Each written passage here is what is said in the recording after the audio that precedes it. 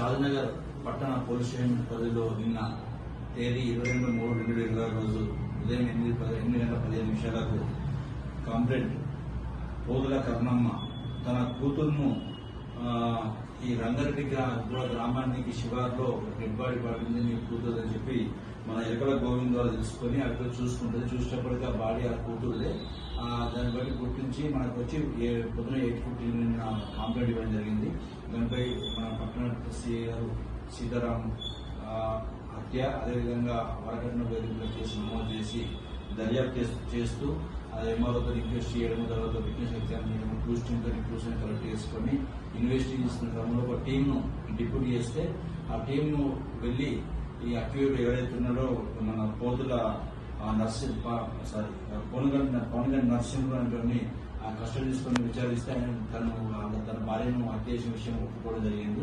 దీనిపై తన విచారించగా తెలిసింది ఏంటంటే ఈ ఎవరైతే శోభ వాళ్ళ భార్య ఉందో ఆమెకు అంతకుముందు రాజు అనే వ్యక్తిని పెళ్ళైతే ఆయనకు ఒక కొడుకు అంటే అక్కడ కులాంతర వివాహం చేసుకుంటుంది. ఆయనకు ఒక కొడుకు మహేంద్ర అనే అబ్బాయి కూడా అబ్బాయితో పాటు ఉన్నప్పుడు ఈ మన రాజుతో ఉన్నప్పుడు వాళ్ళకిద్దరు కుటుంబ మనస్పర్ధలు వచ్చి విడిపోతారు. విడిపోయిన తర్వాత ఈ మన ఎవరైతే నర్సింహతో పెళ్లి చేసుకుని ఆయనతో సంసారం చేసుకున్న క్రమంలో ఇద్దరి మధ్య మనస్పర్ధలు వచ్చి ఆమె తన తల్లిగారి కాడ ఉంటే ఈ నర్సింహుడు ఫోన్ చేసి నీ కొడుకు సైకిల్ కొనిస్తారా అని చెప్పంటే మహబూబ్నగర్ పోతే మహబూబ్నగర్ పోయిన తర్వాత ఇద్దరు కలిసి కూర్చొని మందాకు ఇద్దరు ఘర్షణ పడతారు. అంటే ఆమె ఏ విధంగా అయినా నా దగ్గర చున్నాడు ఉండట్లేదు అని చెప్పి ఆమె ఏ విధంగా అంతమొందించాలని చెప్పి అనుకొని ఆమెకు మందు దాయిపించిన తర్వాత రూమ్ వేసి వరండాలో రాయితను తలపై కొట్టడం వల్ల ఆమె చనిపోతుంది.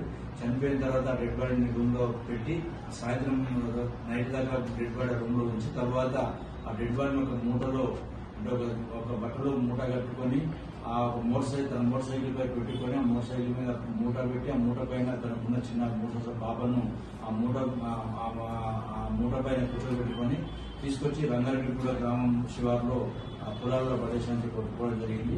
దీనిపై ఇతన్ని కస్టడీ తీసుకొని కన్ఫెషన్ పత్రం రాసుకున్న తర్వాత నేరస్థలం నేరస్థలంలో 2 రాళ్ళు అదేవిధంగా నిందితులకు సంబంధించిన పత్రాలను స్వాధీనపరుచుకొని కేసు నమోదు చేసినాము. తర్వాత ఇప్పుడు నేరస్తుని కోర్టులో రద్దు చేయడం జరుగుతుంది.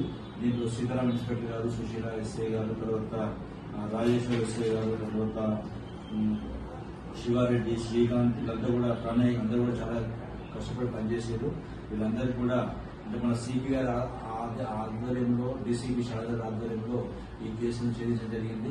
24 hours లోపలనే ఈ కేసును చాలా చక్కగా ఇన్వెస్టిగేషన్ చేసి నేరస్తుని పట్టుకోవడం జరిగింది. వీళ్ళందరూ కూడా పోలీసులు అభ్యర్థన చేస్తూ రివార్డు కూడా స్వీకారం చేయడం జరిగింది.